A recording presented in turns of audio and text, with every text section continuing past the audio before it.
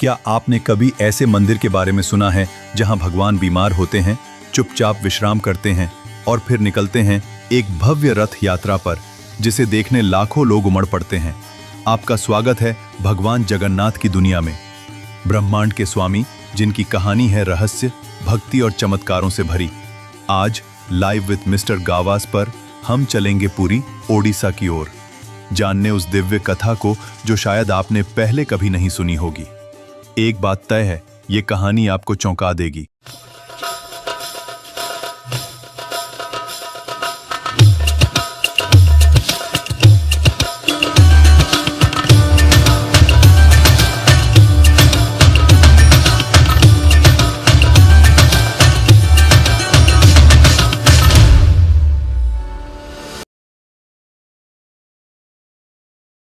मंदिर की कहानी शुरू होने से पहले हमें जाना होगा महाभारत के अंतिम अध्याय में, जहां होता है एक करुण अंत और वहीं से जन्म लेती है भगवान जगन्नाथ की कथा।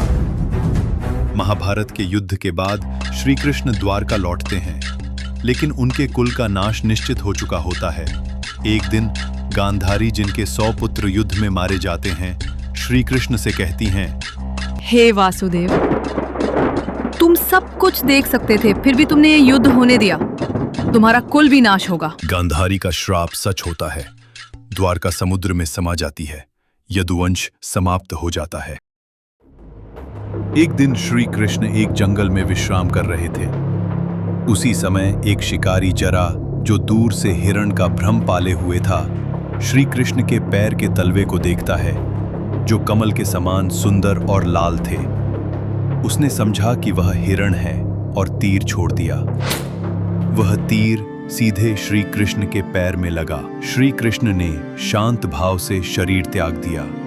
उसके बाद पांडवों को पता चलता है कि श्री कृष्ण अब नहीं रहे। वे अग्नि से श्री कृष्ण का अंतिम संस्कार करते हैं।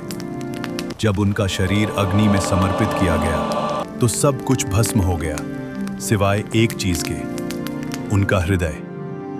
कहा जाता है कि वह हृदय दिव्य था, चेतन था और अग्नि उसे जला नहीं सकी। पांडवों को आश्चर्य हुआ कि हृदय अभी भी जीवित है। अर्जुन ने हृदय को एक लकड़ी की टहनी से बांध दिया और समुद्र में छोड़ दिया। पूर्वी भारत के घने जंगलों में एक साधारण सी लेकिन अत्यंत आध्यात्मिक आदिवासी जनजाति रहती थी, नीलकंठा जनजाति। ये लोग प्रकृति की पूजा करते, सूर्य और चंद्रमा को देवता मानते और नदी को जीवित माता मानकर पूजते थे। एक दिन जनजाति के मुखिया विश्वासु नदी किनारे ध्यान में लीन थे। तभी उन्हें पानी में एक नीली तेजस्वी वस्तु तैरती हुई दिखाई दी। वह कोई सामान्य वस्तु नहीं थी। मुखिया विश्वासु उस हृदय को एक गुफा में स्थापित किया। वहां हर दिन पूजा होती, दीप जलते, भजन होते। हृदय से आती धड़कनें पूरी गुफा को गुंजित करती। सभी लोगों को सिखाया गया कि यह कोई वस्तु नहीं, बल्कि स्वयं ईश्वर का जीवित स्वरूप है। बाहरी दुनिया को इसके बारे में कुछ नहीं पता था। महाभारत युद्ध के सैकड़ों वर्ष बाद मालवा, मध्य भारत में एक धर्मपरायण और विष्णु भक्त राजा राज्य करते थे। उनका नाम था राजा इंद्रद्युम्न। वे सदैव भगवान विष्णु की भक्ति में लीन रहते थे और एक दिव्य संकल्प लिया कि वह भगवान विष्णु के लिए पृथ्वी पर सबसे महान मंदिर बनाएंगे। एक रात राजा इंद्रद्युम्न को एक स्वप्न आया। वो एक पर्वत और उस पर्वत में एक गुफा देखता है और उस गुफा के अंदर एक नीली दिव्य शक्ति है। राजा ने अपने सैनिकों को उस पर्वत और गुफा को खोजने के लिए भेजा। इधर राजा को एक और सपना आता है। उसे समुद्र किनारे लहरें दिखाई देती है और फिर एक मंदिर दिखाई देता है। राजा को अब पता चल गया कि भगवान क्या चाहते हैं। अगले दिन राजा ने समुद्र किनारे मंदिर बनवाने का काम शुरू किया, लेकिन समुद्र की लहरों के कारण मंदिर निर्माण में दिक्कत आने लगी। मंदिर बार बार लहरों से नष्ट हो रहा था। तब राजा ने हनुमान की तपस्या की। हनुमान जी ने राजा की विनती स्वीकार कर ली और कहा कि वे यहीं रहेंगे और मंदिर को लहरों से बचाएंगे। इसके बाद मंदिर का निर्माण हुआ। अब मंदिर का निर्माण हो चुका था, लेकिन राजा मंदिर के अंदर भगवान की मूर्ति स्थापित करने को लेकर चिंतित थे। इस बीच पहाड़ को खोजने गए सभी सैनिक खाली हाथ लौटाते हैं। लेकिन समूह के सैनिकों में से एक ब्राह्मण विद्यापति ने पहाड़ का पता लगा लिया है। उसने पता लगाया कि गुफा के अंदर नील माधव के नाम से एक दिव्य शक्ति है और सबरा जनजाति के मुखिया विश्वासु द्वारा उसकी पूजा की जाती है।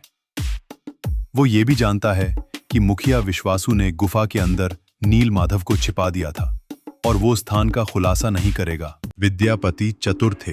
उन्होंने मुखिया विश्वासु की पुत्री से विवाह करने की योजना बनाई। विवाह के बाद विद्यापति ने अपनी पत्नी से कहा कि वह अपने पिता को दिव्य गुफा दिखाने के लिए मना ले, लेकिन मुखिया विश्वासु ने मना कर दिया। उनकी पुत्री ने अपने पिता से कहा, पिताजी, आपके बाद हम केवल नील माधव भगवान की पूजा करना चाहते हैं, अतः कृपया हमें रास्ता बताएं। मुखिया विश्वासु ने विद्यापति की आंखों पर कपड़ा बांध दिया और उन्हें नीलमाधव भगवान की गुफा में ले गए। विद्यापति बहुत चतुर थे। गुफा का रास्ता जानने के लिए वे रास्ते में सरसों के बीज डालते गए। जब वर्षा ऋतु आई तो सरसों के बीज पौधों में उग आए। इसके बाद विद्यापति राजा इंद्रद्युम्न के साथ वहां पहुंचे। विद्यापति राजा इंद्रद्युम्न के साथ गुफा में आए और नीलमाधव की दिव्य शक्ति चुरा ली और वहां से गायब हो गए। जब विश्वासु को इस बारे में पता चला तो वे बहुत दुखी हुए। राजा ने मंदिर के अंदर नील माधव दिव्य शक्ति स्थापित की, लेकिन दिव्य शक्ति से निकलने वाला प्रकाश इतना तेज था कि कोई भी वहां नहीं जा पा रहा था। एक दिन भगवान विष्णु राजा इंद्रद्युम्न के सपने में आए। हे राजन, चिंता ना करो, समुद्र से एक दिव्य काष्ठ लकड़ी प्रकट होगी जो द्वारिका से बहकर आएगा। उससे मेरी मूर्ति बनाओ और अंदर मेरा दिव्य हृदय रखें। राजा ने अपने सैनिकों को समुद्र तट से उस लकड़ी की शाखा को लाने के लिए भेजा, लेकिन सभी सैनिक मिलकर भी उस लकड़ी की शाखा को हिला नहीं पाए। बाद में हनुमान ने राजा को बताया कि उन्होंने गुफा से चुराकर दिव्य शक्ति लाया गया और उन्हें मुखिया विश्वासु से माफी मांगनी होगी। तब राजा मुखिया विश्वासु के पास जाता है और माफी मांगता है। मुखिया विश्वासु उस लकड़ी की शाखा को अकेले मंदिर में लाने के लिए सहमत हो जाते हैं। सभी चौंक जाते हैं। अब लकड़ी की शाखा से मूर्ति बनाने का समय आ गया था। राजा ने सर्वश्रेष्ठ मूर्तिकारों को बुलाया, लेकिन उनमें से कोई भी लकड़ी में एक भी छेद नहीं कर सका। तभी एक वृद्ध बढ़ई आया जो वास्तव में देव शिल्पकार विश्वकर्मा थे। वो प्रकट हुआ, वह रेब और राजा के पास गया और कहा कि वो इस लकड़ी की मूर्ति बनाएगा। राजा ने उससे पूछा कि इस लकड़ी से कितनी मूर्तियां बनाई जाएंगी। मूर्तिकार ने राजा को बताया कि वो 3 मूर्तियां बनाएगा, एक भगवान जगन्नाथ की, दूसरी उनकी बहन सुभद्रा की और तीसरी बलभद्र की। ये सुनने के बाद राजा सहमत हो गए और मूर्तिकार को अनुमति दे दी, लेकिन मूर्तिकार ने एक शर्त रखी, जब तक मैं दरवाजे के अंदर काम कर रहा हूँ कोई अंदर ना झांके। राजा ने शर्तें मान ली और विश्वकर्मा ने बंद कमरे में अपना काम शुरू कर दिया। कई दिन बीते, भीतर से कोई आवाज नहीं। रानी घबरा गई, सोचकर कि वो मर गया है। कमरे से कोई आवाज नहीं आ रही थी। रानी ने राजा को इसकी सूचना दी। राजा चिंतित हो गया और सारी शर्तें तोड़कर उसने कमरे का दरवाजा खोल दिया। अंदर वो बढ़ई गायब था और वहां थीं अधूरी मूर्तियां। राजा ने सोचा कि ये भगवान की इच्छा है और उन्होंने तीनों मूर्तियों को मंदिर में यथावत स्थापित कर दिया और आज तक इन तीनों की पूजा मंदिर में की जाती है।